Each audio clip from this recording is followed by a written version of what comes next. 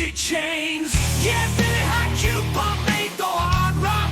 Many of our says not the whole got shook. Hard-hitting lyrics flow through my veins. I won't be silenced, I'll break all the chains.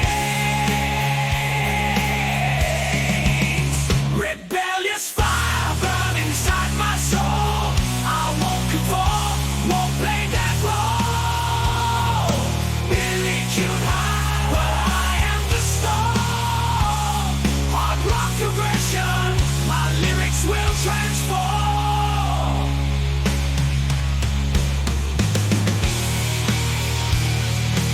एक किसान खेत में कंधे लगाकर धूप में पसीने से बांधे हुए आंसू हमेशा होते हैं झलकते, बस तब तक देखो जब तक आंखें फट न जाए।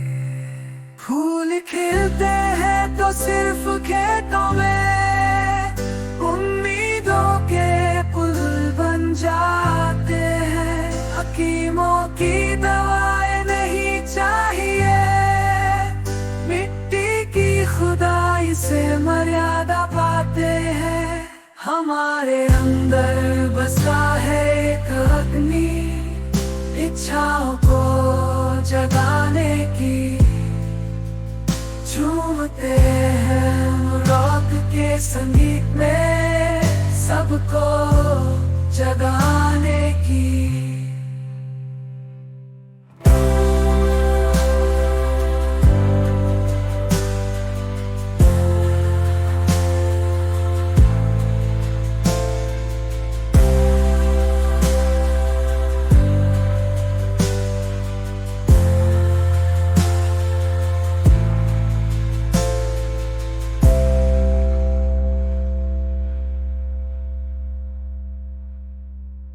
We can start.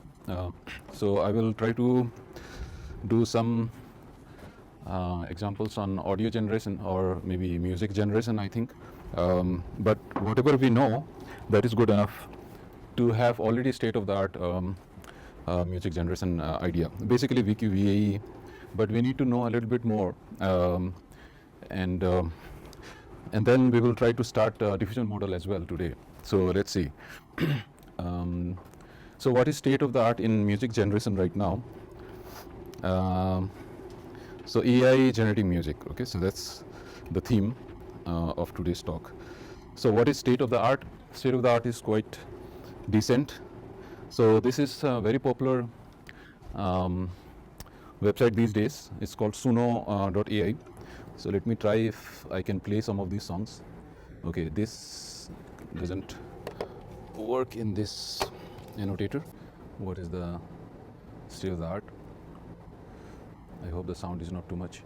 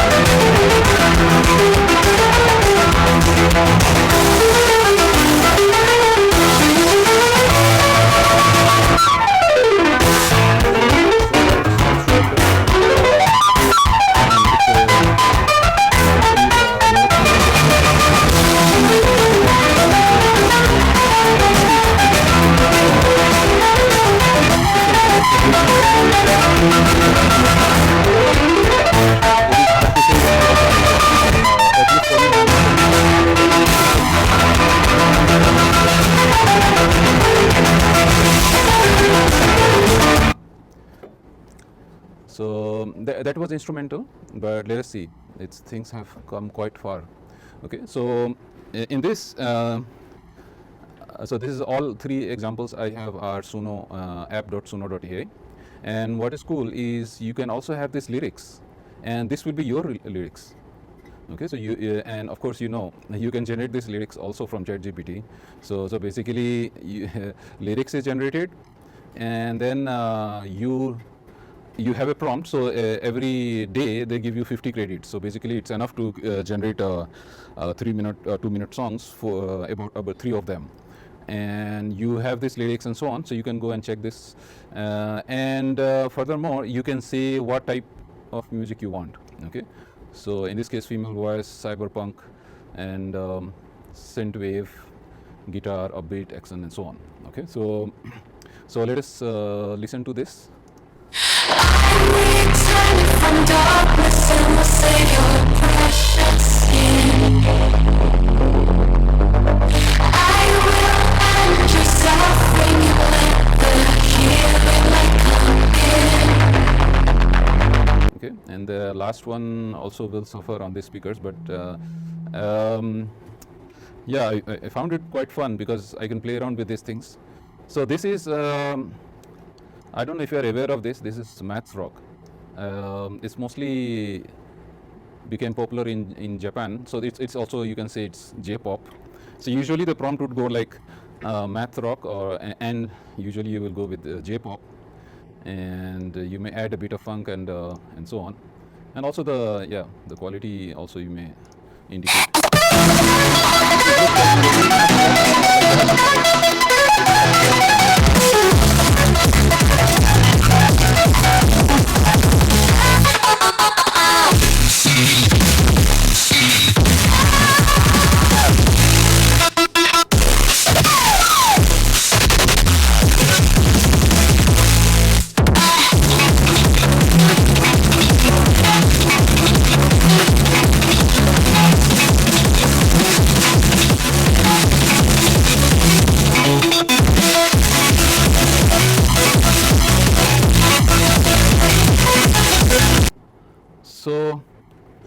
So let us see what goes behind this, right? So we want to see, and we will get. Now these guys Suno.ai have not released what exactly they are using, okay? But we will get very close to this. So basically, OpenAI Jukebox is very close to this, and that was proposed in 2020, I guess. So it's quite recent, and obviously industry guys work in the background, right? When they have ideas to product, sometimes they refine quite a bit, right? So this seems to be the most refined, and everyone seems to be talking about this, okay? And mostly it works on Western style. So if you try like some Indian style, it doesn't really work that well, okay? So I've tried, and it was not really producing enough. So there is an opportunity that we can have something that's Indian variant that can create Indian classical and so on, right? So there is a scope, there is a market, that's what I'm saying. So we will get close to this, and I will show you samples of this open source model, which we will understand completely today. And the codes are open source, so you can go ahead and play around. You may generate, this will work similar to Suno.ai, okay? In the sense that you will put your own lyrics and the type of the music you want to generate, and so basically after this class you should be able to play with this. And what is the idea, what is behind that, we have already kind of seen it to some extent, but I will try to fill some minor details that will help you if you want to play with this. Now this is VQ UAE that we have seen full class already, so I will skip the full discussion, but I will go with some minor things that were left out, specifically when you go for implementation details, right? So so it's a typical encoder-decoder architecture, right? So there is this encoder. In traditional VAE, it was encoding into a standard normal, and from standard normal we sample, and then the decoder would try to generate the image, let's say, okay? We will come to the music soon. So it's a typical encoder-decoder architecture. But the difference here is that there is a code book, right? This code book is the magical thing here. This is what is helping us generalize to many other apps. So this is the code book. So this is the code book, right? So rather than saying standard normal, So rather than saying standard normal, now we are mapping this encoder output to one of these vectors in the code book. Okay, and the training part we have kind of seen already. There is a loss, there are 3 terms, and so on. So this is the overview. Now let us see training of VQ VAE. This was, we are trying to recall this, right? So this was the training loss. This was the usual VAE first term, right, in the VAE loss. But then the second one, if you remember VAE, it was a KL divergence here, right? And there was a KL divergence, and that was with posterior, which is Q Z given X, and with the prior this. Okay, so and all this came from VLB, or sometimes it's also called elbow bound.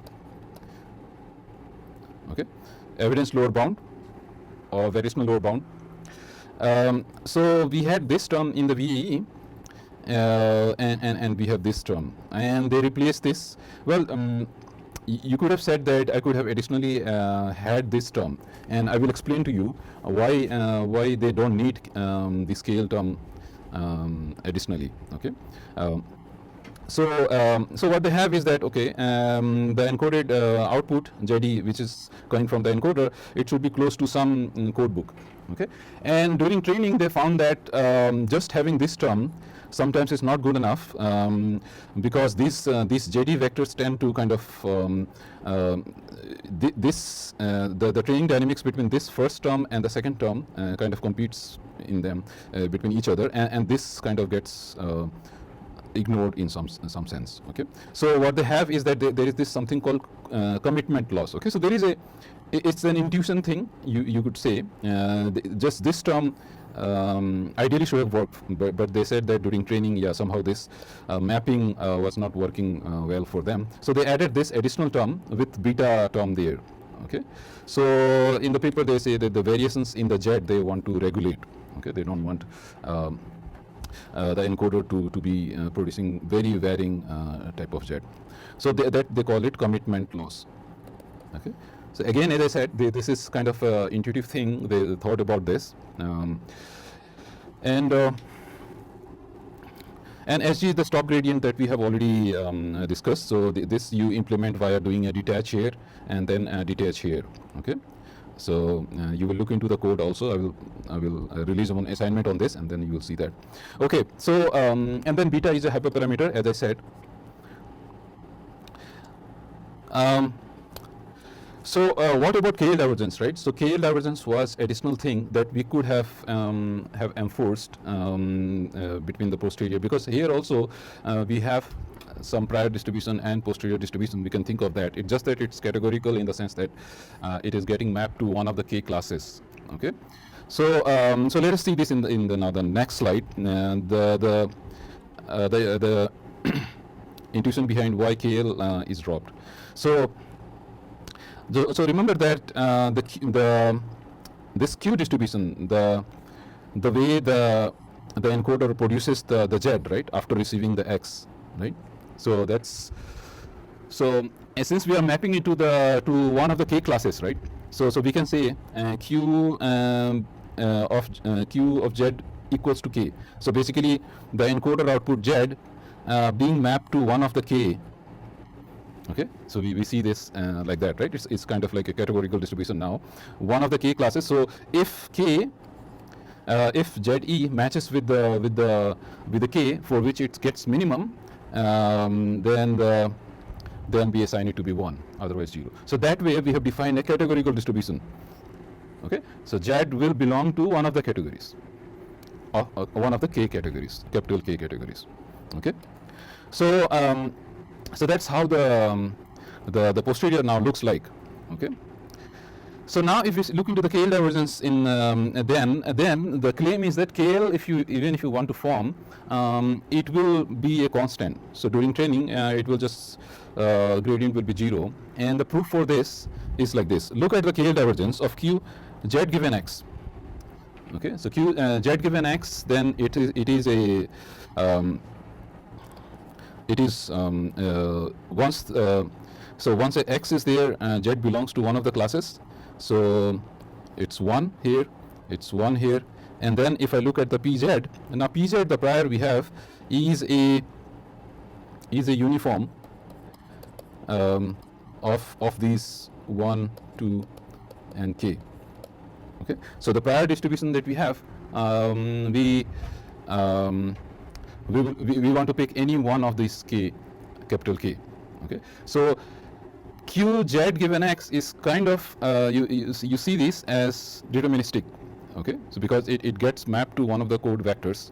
Okay, so that way it becomes 1, and the prior we see this as uniform because I will pick one of the k classes basically. Okay, so that probability would be, the prior is here, so that probability will be 1 over k, because for uniform, if I have k classes, then each probability I consider to be 1 over k. So if we work on the maths, then this is log k. So it turns out that log k will be ignored during training because it's a constant. Okay, so it is slightly different than the usual traditional VAE, right? In VAE, we used to have a distribution which was normal. Okay, and but in our case, it is going to one of these codebook vector, and hence it becomes deterministic. Okay, during training. Okay, so there is no use of having KL divergence at all. Okay, it turns out to be constant. Okay, so that's the explanation behind why we don't want KL divergence here. Now. Now let us say we trained VQVAE, right? We trained VQVAE and we generated codebook vector, right? So we have E1 to EK, and there are K, capital K codebook vectors. Now I need to generate the samples as well, right? So when we were doing VAE, then we had encoder, and it got mapped to, or like we forced it to map to normal distribution by a KL divergence, and then we had a decoder. So decoder samples something Z from here, and then it tries to produce. So what are we going to do here now, right? During generation process, what is it that I'm going to what is it that I'm going to sample from? Like, is it the codebook? And out of the EK, I will pick uniformly one of them. Okay, or is there another way that I can think of this sampling process? Okay, so the idea they propose is that, so the whole focus now is on the prior. Okay, is it that I randomly pick one of these E and pass it to the decoder, and decoder will kind of generate something when I'm expecting to generate, right? But it turns out that it's better to actually fit a distribution on this. Okay, so rather than having these K codebook vectors, you would like to fit a distribution on this. So it is still not clear right now, so I will explain this. So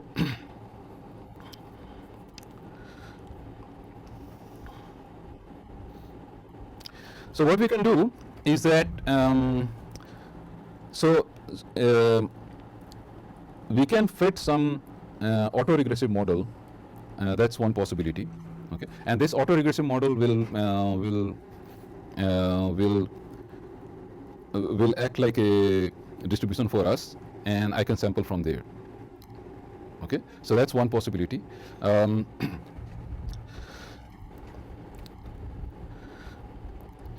And then this autoregressive model will become our prior, and we will just sample from there. Okay, so this is what they do, but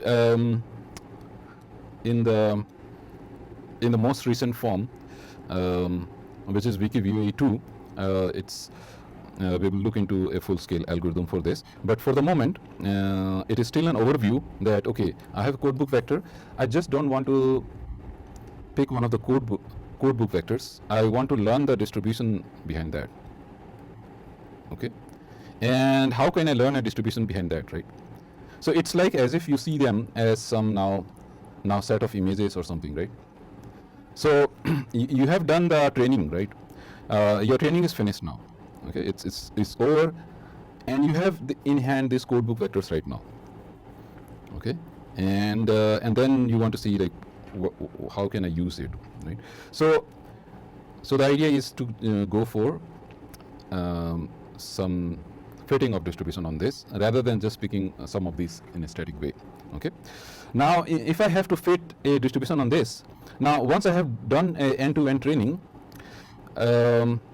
this codebook vector, there will be only k of them, right? So there will be E1, E2, EK, right? So fitting only on this won't give you enough relevant information compared to how should I say the frequency of these. Okay, so I have these E1 to EK codebook vectors, right?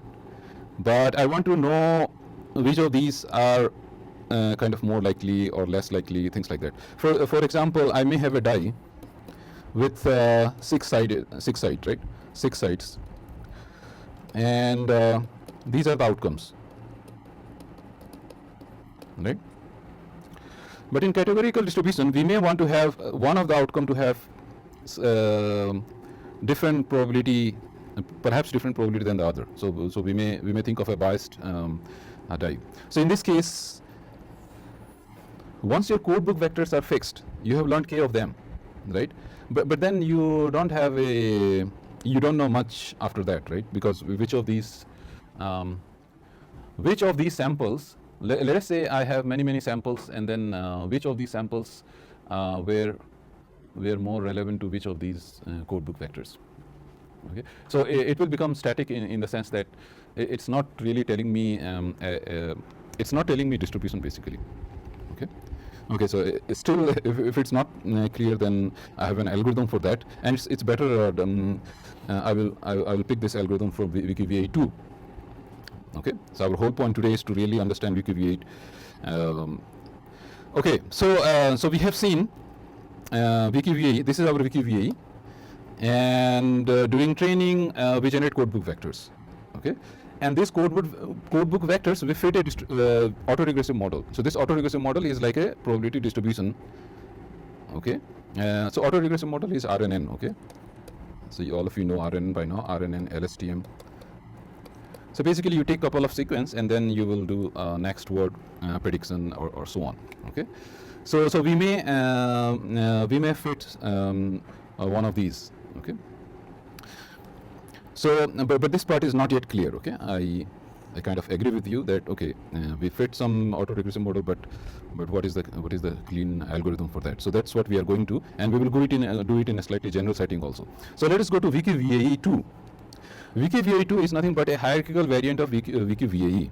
So this is the hierarchy. You have bottom level WikiVA like this way, and you have a top level also like this. So basically you have stacked WikiVA, okay, 2 levels in this case. Okay, so and in many problems we see this hierarchical thing helps, right? And it's like UNet and so on. So so here you have the original image that goes in to the encoder. So this we call it bottom level, or you can say it's a relatively higher resolution compared to the top level. Okay, so it could be, let's say, 256 times 256 that goes in, and then obviously it's an encoder, so it always tries to kind of reduce it. So it could be 128 times 128 here, and it could be 64 times 64 here. Okay, so the original image goes into the encoder at the bottom level, and then this goes to the vector quantizer, which is part of the WikiVA. So vector quantization can happen, but then while doing that, you what you can do is that you can also pass whatever you have encoded furthermore to the next level. So basically it's one more level of downsampling, and then you do the WikiVA step, so you get those discrete latents. These discrete latents you pass it again back to this bottom level as well. Okay, and then you have this these set of discrete latents for the bottom level, and then you finally do a decoding step which is the reconstruction step. Okay, so here you can see these steps as kind of conditioned step.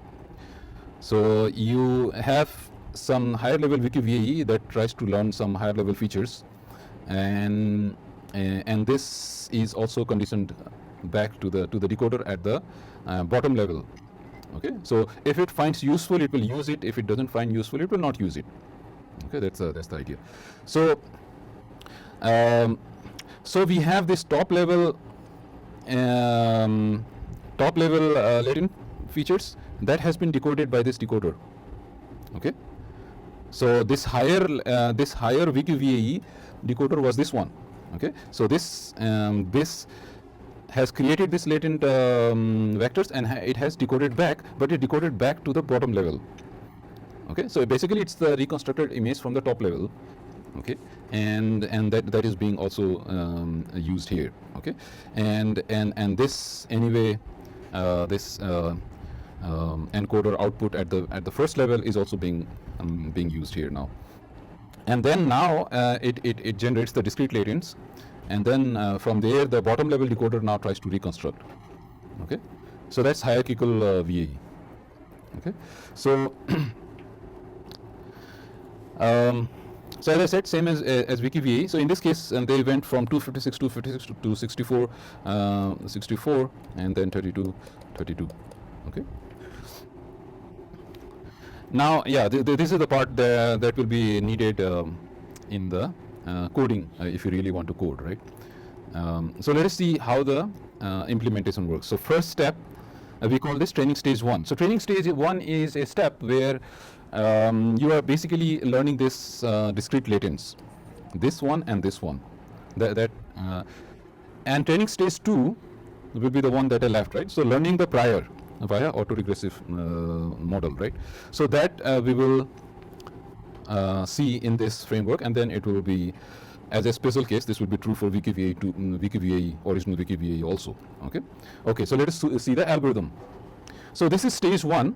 Stage 1 is when you do end-to-end training. End-to-end training means you did this original to reconstruction, whatever codebook vector were created, you generate those, and your encoder is trained. The parameters of the network are learned. Decoder networks are trained. Basically, all these weights you have learned, okay, via the loss function that we had. So we have this E top, which is the encoder at the top level, which is this guy. Then we have E bottom, which is the encoder at the bottom level. And then we have these the samples that goes in. So sample X goes in like here, and then the E top will do its encoding, and then it produces some H top, and then this H top gets quantized here. So this will be H top. So after quantization, it becomes E top. Okay.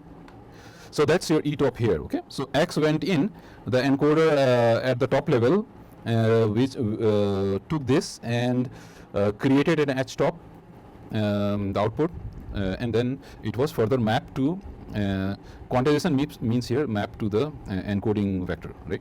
So it got mapped to, let us say, one of these guys here, right? And then similarly, it happens for H bottom. Okay, so we can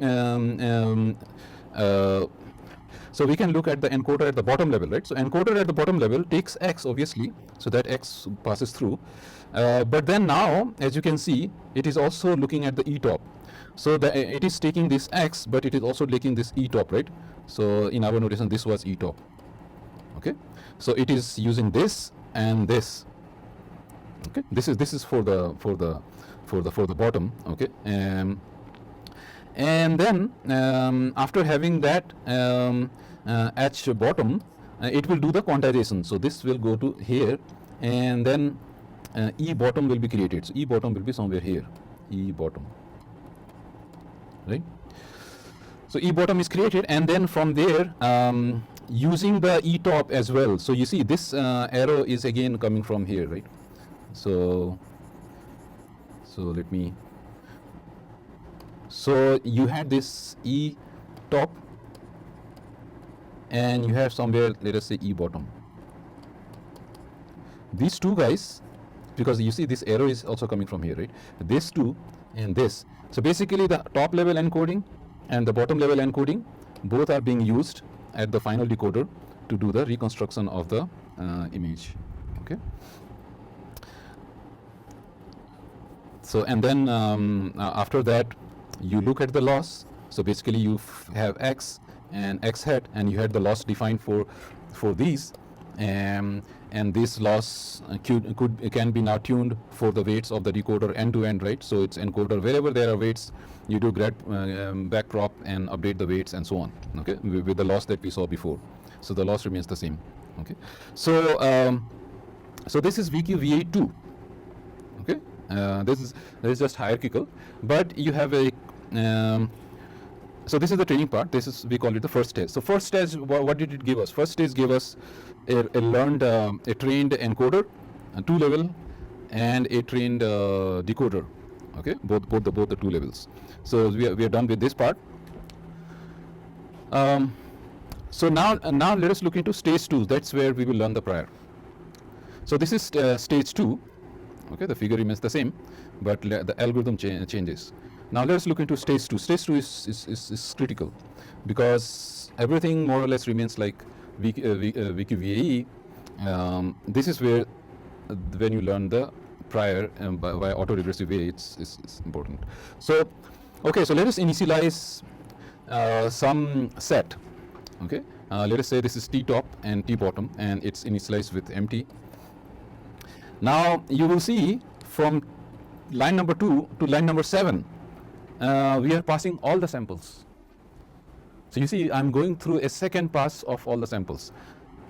The first pass I already did here. Okay, I will go through multiple passes actually, right, in the batches. So that was first stage training. But in the second stage, I go one more round of the training data. Okay, so what do I do in that, right? So X for training set, encode that X with the top level encoder E top, and then followed by quantize. So then we get E top.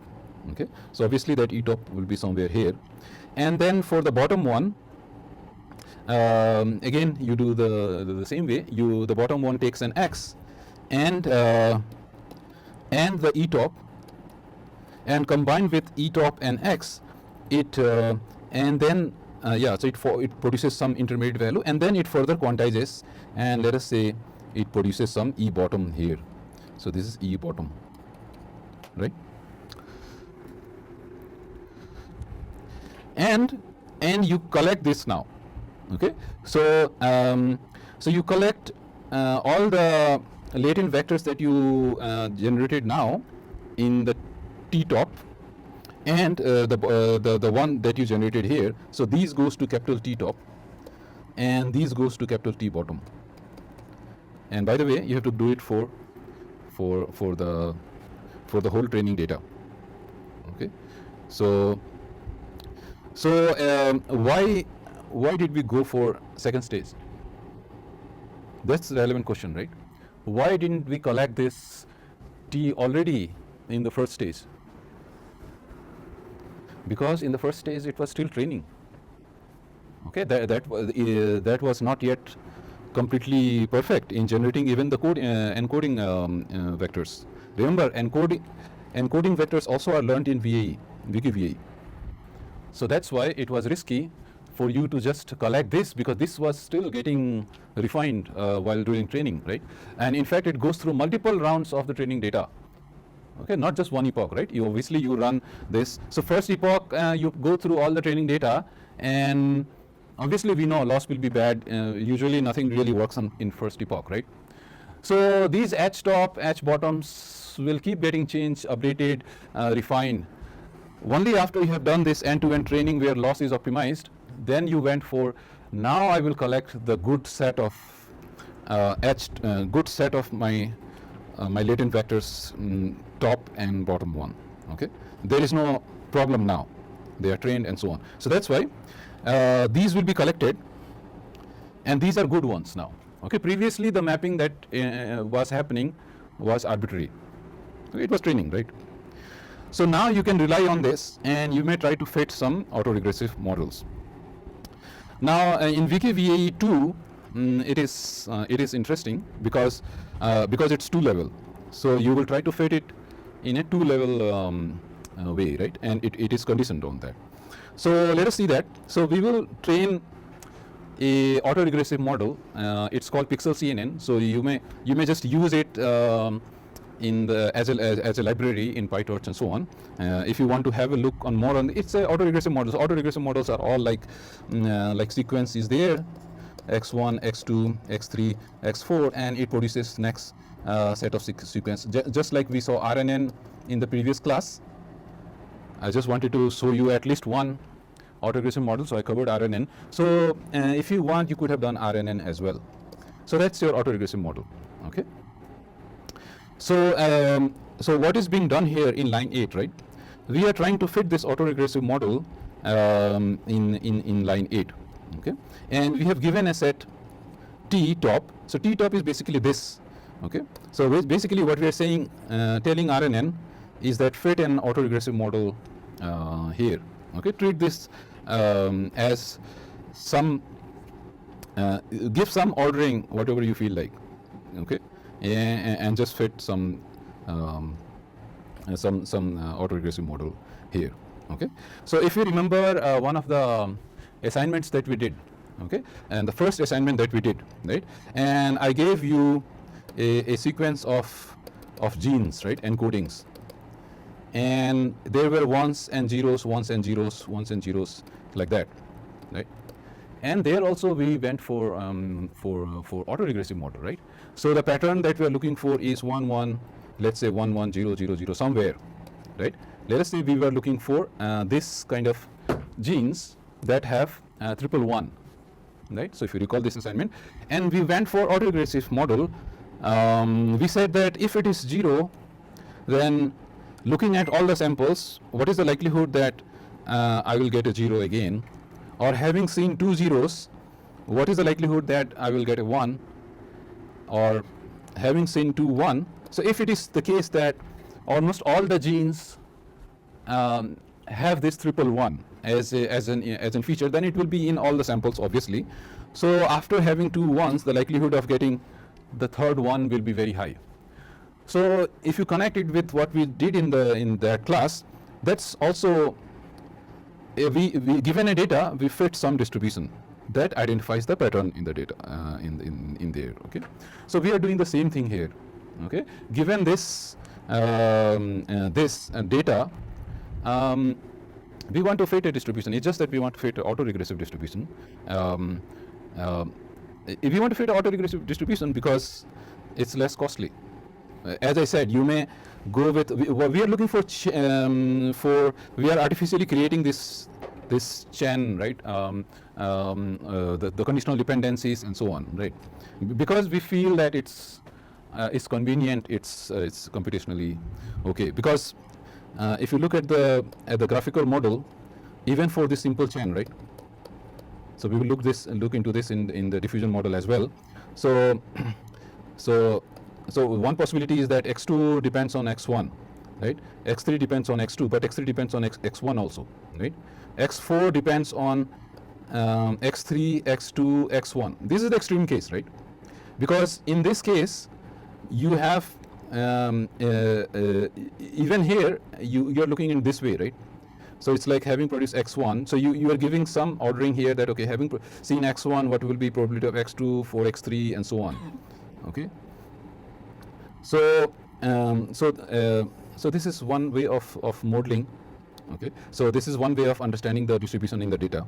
Okay, so we could simplify this. We can say, okay, now let us just look at previous one, Markovian approach. Let us say previous one only. So this is happening here. Having found these codebook vectors, you are trying to fit some distribution here from which you will sample during generation process. Okay, and for problems where there is no ordering,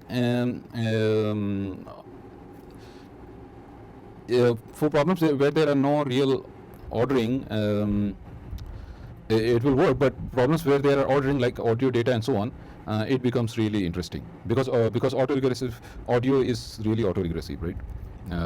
You have sequence of notes, and then you want to predict the next node. So so for in this so in this case so in this case we had this top level autoregressive model that's trained on only on the code book vectors of the top level, right? But then we also want to train a autoregressive model for the bottom one. But the bottom one is conditioned on the top one. Okay, so here we have this. So having seen the top one, okay, having sampled something from the top one, then you fit a probability distribution for the remaining one, and this is exactly following what we did in the in that assignment, right? So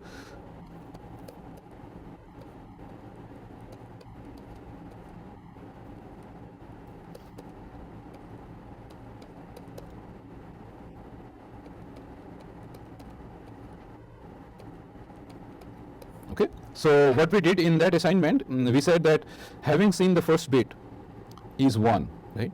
So having seen the first bit to be 1, then we go for predicting the next set of bits, right? So then our samples reduce, right? So having seen the first bit to be 1, these are the samples then I will focus on. So my data reduces now to 10011, 10011, 10011. Oh, all 0011. Okay, let us make one like this.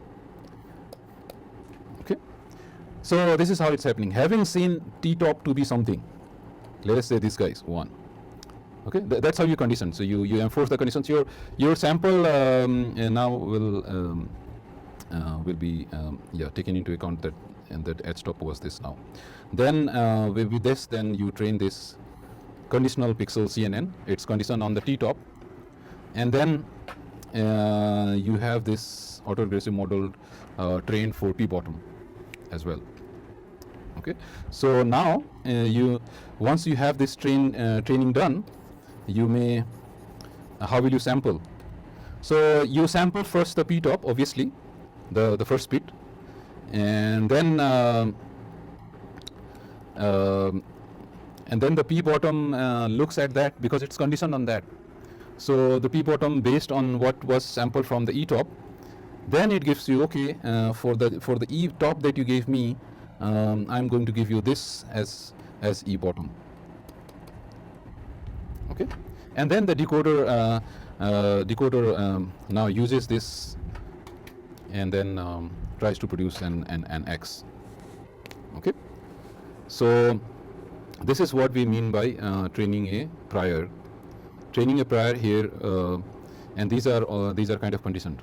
Okay, so the idea here is that in this hierarchical view, the top level VQVAE will try to understand the global features of an image and so on, and it gives a feedback to the decoder at the bottom level. Okay, so that it doesn't miss out on this low frequency modes, right? Low frequency modes correspond to like higher level features in an image. So this is the hierarchical view, and autoregressive model has been trained for a prior, and now you will this is the sampling process, right? So basically this distribution is nothing but this trained this CNN pixel CNN. Okay, so for some initial value that you will give, just like next word prediction, right? So some initial value you will give, it will go to pixel CNN and it will give you some output. Okay, that is seen as a sample. Okay, and the second one is a conditional pixel CNN. Second one takes that output. Okay, and then you may pass some initial sequence. It could be some start symbol as well, and based on that, it will then generate some sample from there. In this case, these are all code book vectors. So these are the code book vectors. These pixel CNNs give you code book vectors. Okay, so so this is what is happening in these.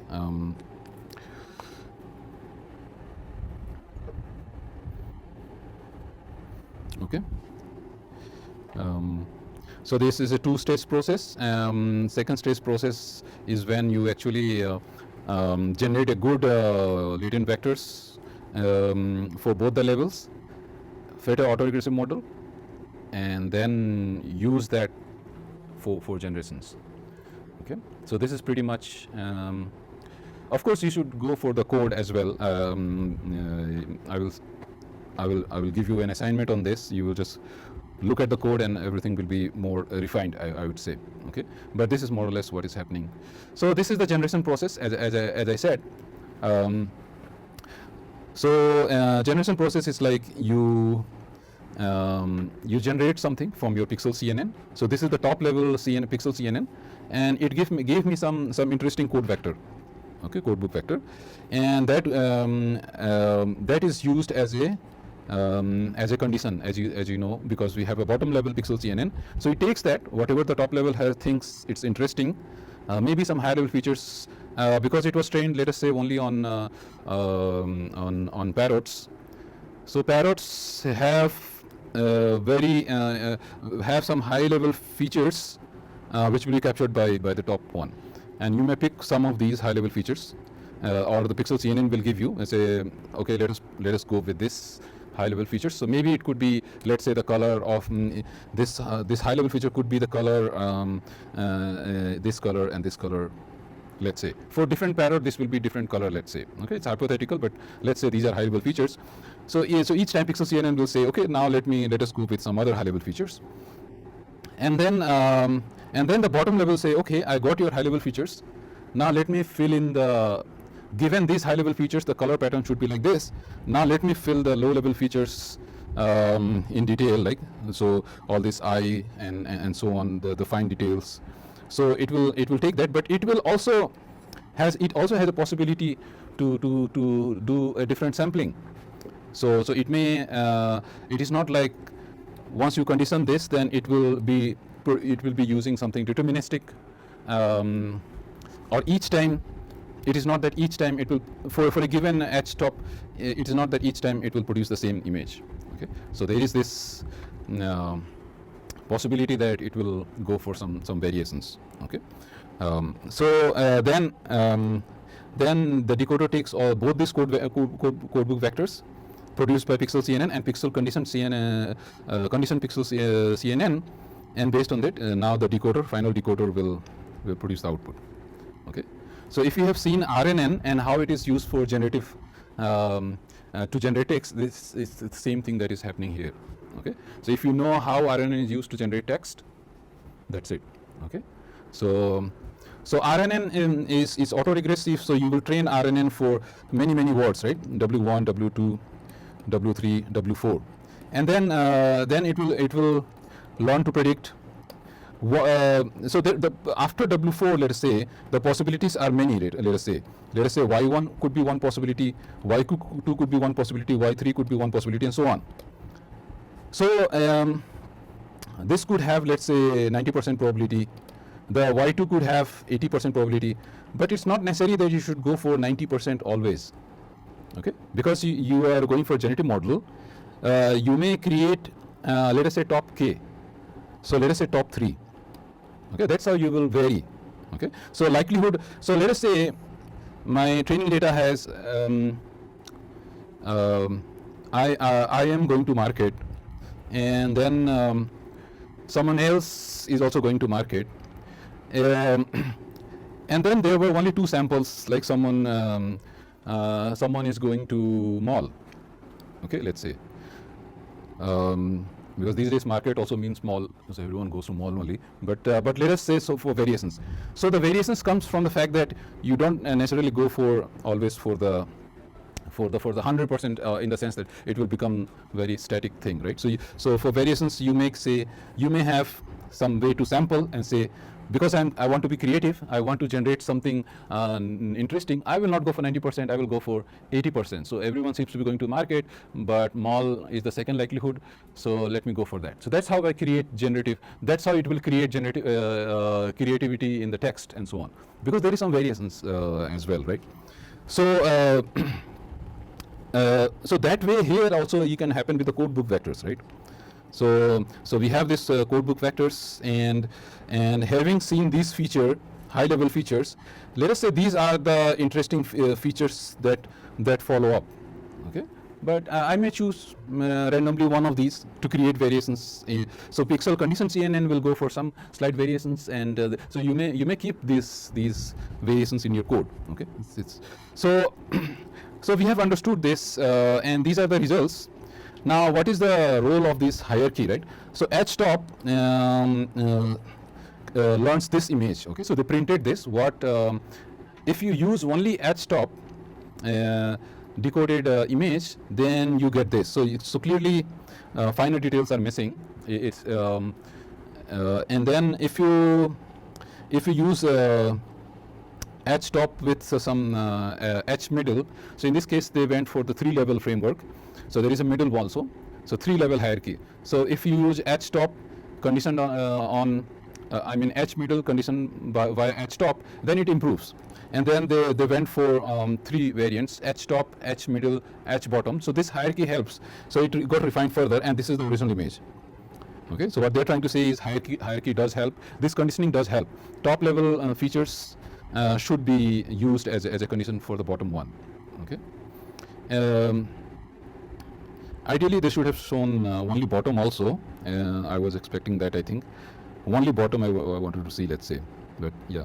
So ideally, it should be that only bottom also is not that good. So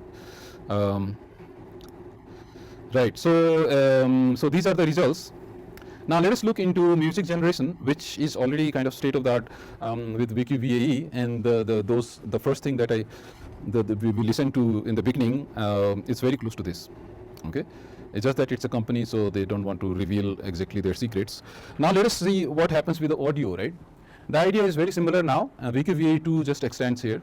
It's just that the audio data is there. So audio data, you don't have to be expert in this. You have some Python library, and this audio data gets transformed into sequence of vectors, and that is good enough for you. Okay. Again, just like images, thanks to deep learning and nice way to extract features, you don't have to really go into details of audio, because in audio there are so many things: pitch, frequency, and so on.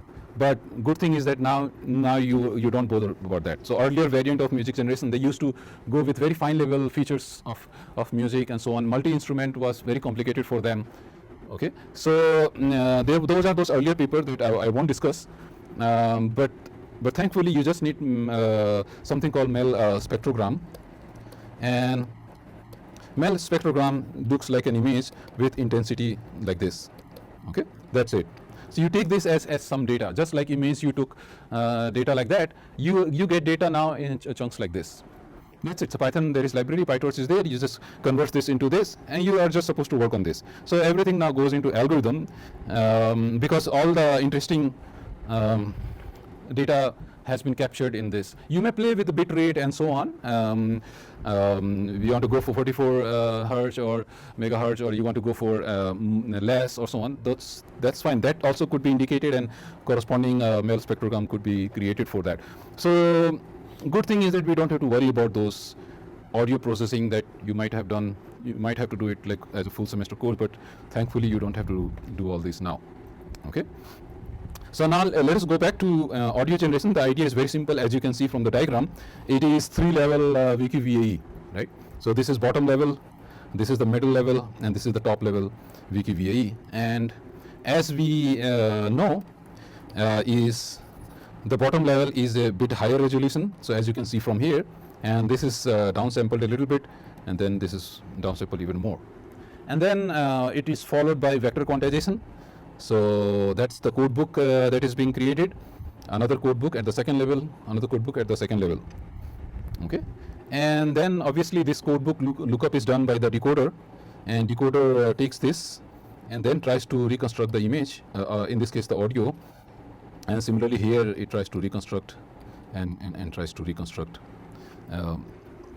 So the idea remains very similar to what we have seen.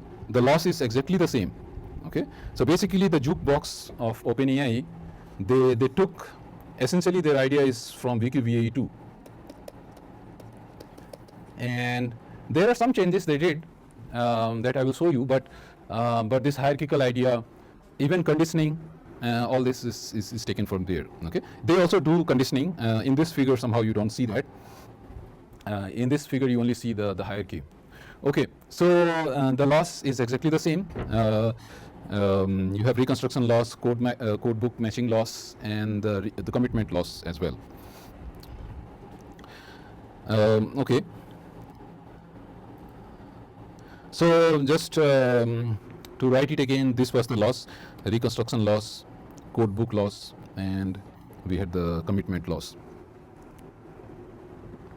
All right, so we trained, but how to generate, right? So the training part is pretty similar. The prior that they learn is a bit different now. Okay, so well, if you look at the maths, the prior, because they are also going for autoregressive approach, so all autoregressive approaches are like this. So you want to learn a joint distribution of top, middle, and bottom, and then you see this as an autoregressive way. So you want to see a sample coming from top and middle, and or you see it like this way. And so you first take a sample from the top, and using that, once you have seen the sample from the top, you get a sample for the middle, and once you have for top and middle, then you get for the bottom. Okay, and that is the jet that you are looking for, and then that is used. So this will be basically a final one will be a code book for the bottom level, and that will be used for reconstruction. Okay, so this is again a autoregressive framework. We want to learn this joint distribution, and we see it this way. We want to see that my higher level features are the first thing to look at. Okay, this is something we impose, right? The modeling is we impose. We are thinking that it should be like autoregressive. Okay, so we believe that you could have done it in other ways also. Okay, but maybe they would have tried this. What if you sample the bottom one first, and based on the sample from the bottom, then you sample the middle one, then you sample the top one. You could have tried other ways, right? So intuitively, what they think is this top level captures higher level features. So let us go with top down approach rather than bottom up approach. Okay, so as a research you can try. We don't know explicitly because there is no proof. These are all empirical.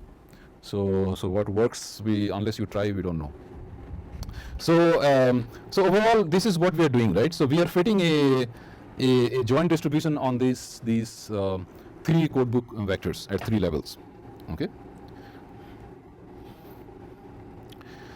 So prior for jukebox, which is the VQVA for audio generation, and here the idea is again very similar. You have, so one more thing they added here is conditioning. This conditioning was also possible in the VQVA 2 that we saw.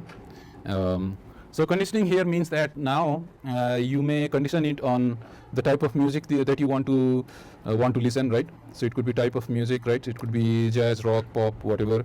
It could be lyrics also. So based on lyrics you provide, it will generate the music that corresponds to that. So it is not an easy problem, right? Given a lyrics, now it has to match the text, and then the tunes that goes well with the text. But thanks to all the deep learning ideas, these just happen. So conditioning could be provided.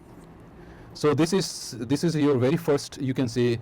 Obviously, you have to do this during training as well, because then you know. Yeah, then you know which condition corresponds to which code book. So top level prior is nothing but you will sample from the autoregressive model that you have for the top level. That is done separately because the top one is not conditioned on anything. So as if like top level one is independent, but once the top level is sampled, then it is based on that the middle one will try to give you the next set of sequences that are relevant, and then middle one will be used to generate the next set of sequence at the bottom level. And then there is a VQVAE decoder that will take that bottom level upsampler as a final set of interesting codebook vectors to use, and then the decoder will try to generate. Okay, so this is the prior. So the prior for the jukebox is different in the sense that these are all transformer models. Okay, and in VQVAE these were pixel CNN. Okay, and these were conditioned pixel CNN. So that's the only difference. So basically, since the transformers are quite powerful, as an autoregressive model, it's behind ChatGPT and so on. So you prefer to do that. So all these are transformers now. Each model takes conditioning information such as genre, artist, timing, lyrics. Okay, so there's endless possibility of conditioning, because conditioning as such is just a additional information that you want to give, and it could be anything you want, right? It depends on how you want to train it. So upsampler models are also conditioned on codes from the upper level. So that's what I already said. These upsampler here is conditioned on this guy, and this guy is conditioned on this guy, and so on. To generate music, VQVAE codes are sampled from top to bottom using the conditioning information for control. Right. Now another could be something called primed. So you generate some part of the audio, or let's say code book, let's say. So top level code book, and then these code books, and then these code books. Or in this case, like, you will use the encoder as well. So let us say I have some initial part of the music that I want to fade in. It could be some, let us say, 1 second, 2 second thing. And for that 1 second, I have chunk of vectors, right? And for each of these chunk of 1 second or 2 second of the music, there will be multiple vectors, right? And each of these have top level encoding. So let us say it's given by 2 codebook vectors, and middle level encoding, and then this encoding. So one could also go with this approach where based on just these two, it produces the next set of codebook vectors, because this is now audio, right? So here it's even more relevant. I have seen, because these codebook vectors are ordered. So I have seen two sequences of the audio data, and then I want to follow it up, let it complete, right? But here the completion here is done by the autoregressive model in the codebook space. Okay, so this extension of these audio is first done in the codebook level. Similarly, for the middle level, codebook got completed. You can say here also the codebook got completed, and then now it is the job of the decoder to transform these expanded codebook vectors to real music, to real generated audio. So that's also a possibility, and that they give in the website. So now I think we can go and look at the website here. So these are quite state of the art. As I said, this is the latest state of the art open source model. What Suno.ai is doing, they have not revealed this, but they will be very similar, if I'm not wrong. We can only speculate, right? So these are the things they generate. These are cherry picked.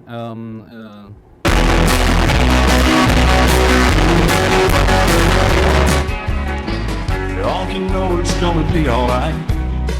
Let the darkness fade away, and you gotta feel the same. Let the fire burn.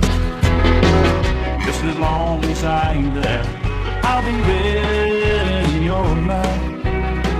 I'll be there when the conditions right. And I don't need to call you up and say I can't. You should stay, you should stay. You should stay tonight. Don't you know it's gonna be alright? Don't you know it's gonna be alright? Don't you know it's gonna be alright? We need to know how to feel. And we're looking for some love. I feel these are state-of-the-art things going on. You want to see here rock, I guess, young generation.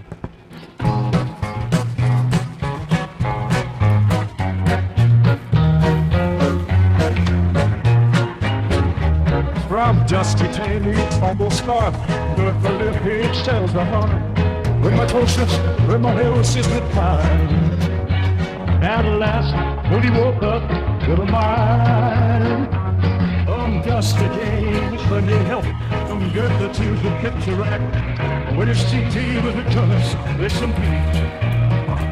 At last, he woke up in his soul.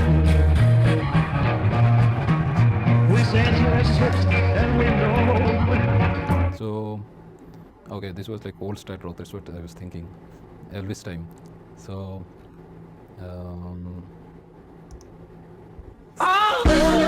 it follows the lyrics. These are lyrics. It's conditional lyrics. So you write the lyrics, and you say that this is pop. You can also say the artist's name. So you can say with Elvis voice you want to hear, and this is your lyrics, and they will sing for you. What a wonderful time we are having. So yeah, things can just be so magical now, right? So this is not coming up that well, I guess. Oh, heavy metal.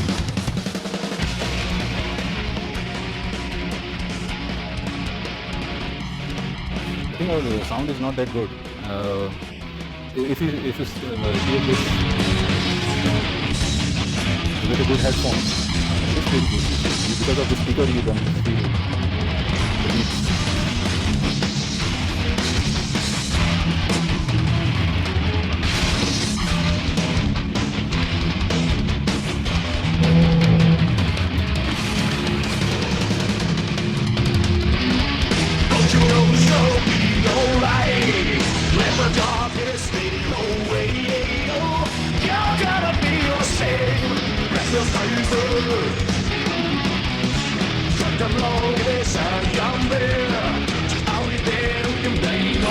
So when conditions right and night, it's right.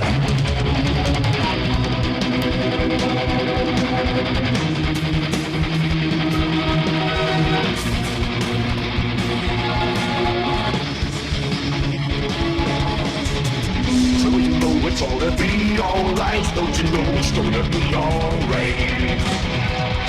When you don't know how to feel, when you're no for some love, there's a lot of till the sailors. But I don't need to call you up. I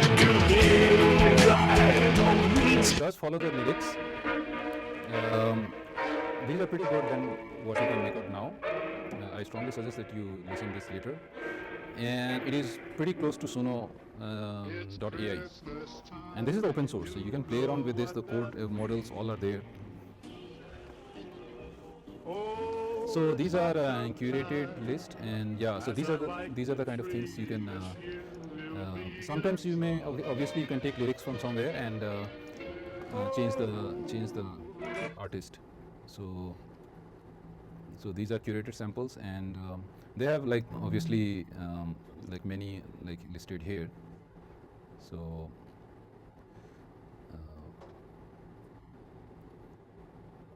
So this is pretty much, I mean, from here onwards, you just have to do some fine level detailing, because they seem to be pretty close already.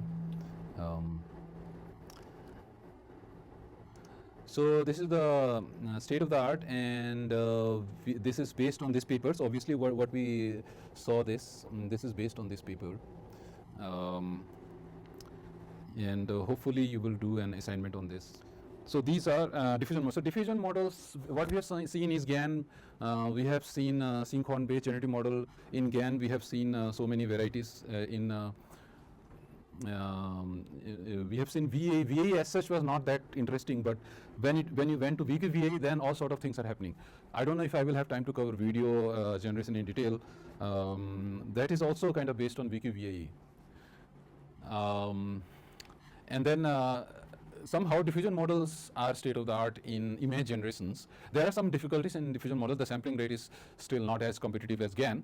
And there are competitors like Big GAN, which are Big GAN and GigaGAN. So that's why I gave a good emphasis on GAN also, because they are still there, they are quite powerful, and so on. Despite diffusion models generating quality images, we agree, but then when it comes to sampling rate, it is still not that great. So but since diffusion models are state of the art, at least in images, we will look into this. So diffusion models also are VAE forms a basis of diffusion models. And if we build something called hierarchical VAE, so our first step would be hierarchical VAE. Okay, so we'll go step by step and do the modeling. So this is our old friend VAE that we are quite familiar with now, and we want to make a hierarchical. So now hierarchical, one possibility was wiki VAE, but that was different type of hierarchical. We will see shortly. That was like hierarchical in the sense of resolutions and so on. But we can do more like a chain kind of thing. Okay, one after the other kind of thing. Okay, so this is just overview, but we will make it. So this is our wiki VAE, right? In very short form, there is a space of samples. We have a pixel domain, and there is a encoder that goes into some smaller dimension space.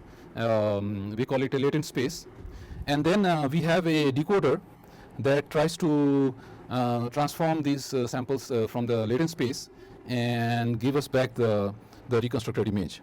So after training, we basically focus only on this part, which becomes the generator. We sample from JED, and then our generator tries to reconstruct. So this figure is good for us because this will help us expand our you see the reconstruction part I have not written.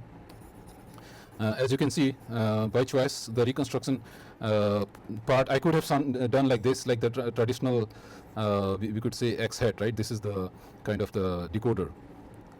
So by choice, I gave it this way, and this will help us relate to this forward and backward process, because we want to build the chain like this way. Okay, so that's the logic behind this. So this is the notation that we will follow.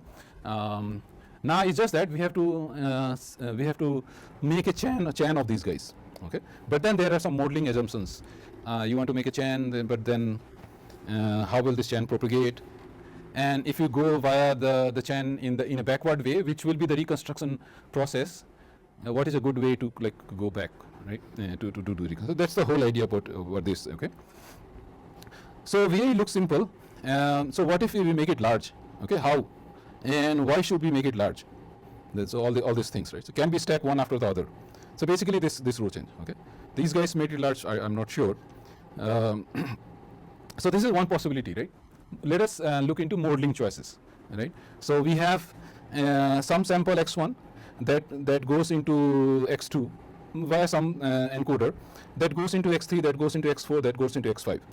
Now, once we go into this chain view, then we say what are the dependencies, right? My third sample, should it depend on x1?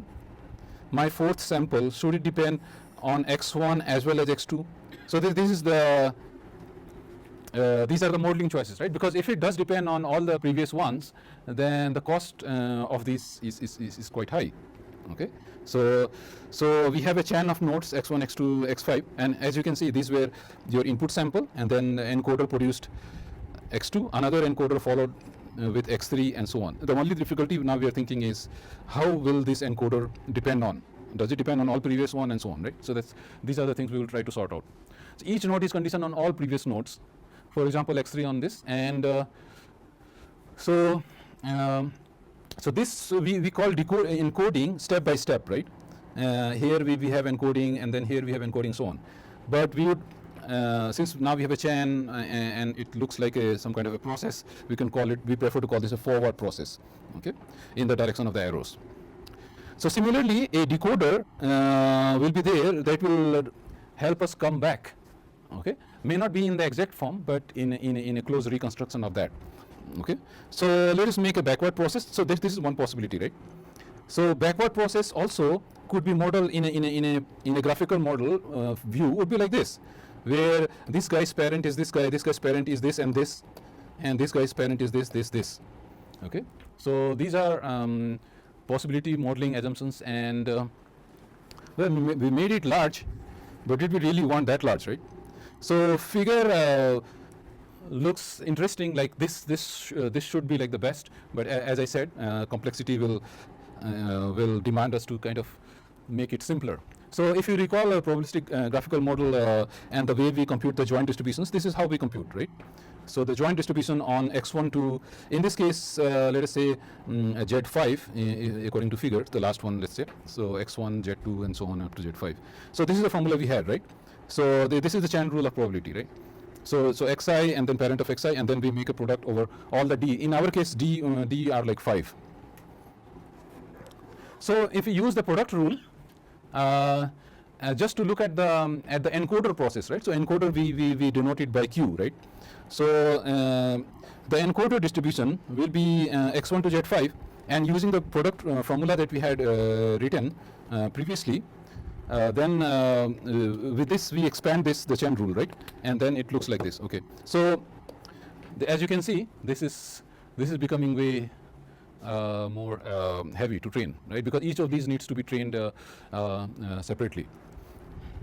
And similarly for the backward process, we have the p theta, which also is now given like this. So so what are the things we can do? Okay, this is our first step. So maybe you can stop. So I may leave it here, and this is essentially everything about diffusion model. All that will go now is about approximations, and obviously key ingredients are like, where do you want to end up, right? So in this sequence of steps that you're taking, let us say I want to end up as standard normal, right? So what is how are you going, how are you planning or scheduling your steps such that you really end up as standard normal as your prior? Okay, and then when you are going back, what is the good way to go to Z4? What is a good way to go to Z3? So basically this is called denoising process.